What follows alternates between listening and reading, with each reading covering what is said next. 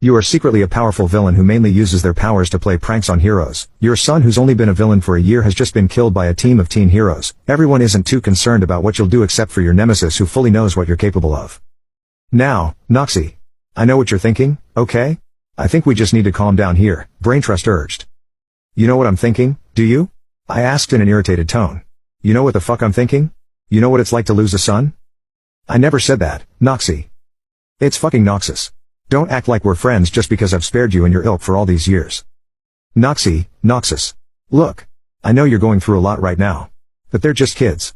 They don't know any better. They saw a villain, and they attacked. It's what they were trained to do. You can't blame them for that. Your son knew the risks when he took up the mantle. Don't speak to me of my son. I exploded. He was a good boy. He never hurt anyone. He did a couple of low-level bank robberies. His power was the ability to walk through walls. That was it. He wasn't dangerous. He wasn't like the other villains in our ranks. He was just a sweet boy that was made for robberies. And they killed him like a dog. Not because they had to, but because they could. And I will make sure they are punished within the League of Superheroes. They will face full disciplinary action and likely be stripped of their status. I stole the breath from his lungs so he couldn't say another word. He gasped for air, but none would come. Not until I released him. He collapsed to the ground, gasping. You think that your fucking disciplinary action will make up for the death of my son? What am I to say to his mother? Don't worry, darling, they got a good finger wagging. There's already been news stories about the fucking heroes and how valiantly they acted. Top of their class, the new generation of heroes. Their first act as professional heroes after school. Bringing down the dreaded FaZe Walker. Who has never harmed a fucking soul in his entire goddamn life. No, I will take my revenge on this team. And you will not raise a finger to stop me, or I will kill you, too. I returned the oxygen to the air around him and let him breathe again. He gasped for air as if he had been held underwater for minutes. He breathed heavily and hard. Noxie.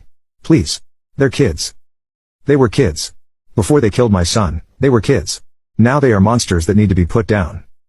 He sighed, but he knew there was nothing he could do to stop me. He was only my nemesis because his pathetic league had assigned him to be so. There was no hero in the world that could stop me. I was going to show them why Noxus was a name to be feared. I stalked down the stairs of my hideout, and Braintrust followed. Get out, I said as we came to the first exit. And if I find that you stand in my way on this, Braintrust, I will kill you without remorse.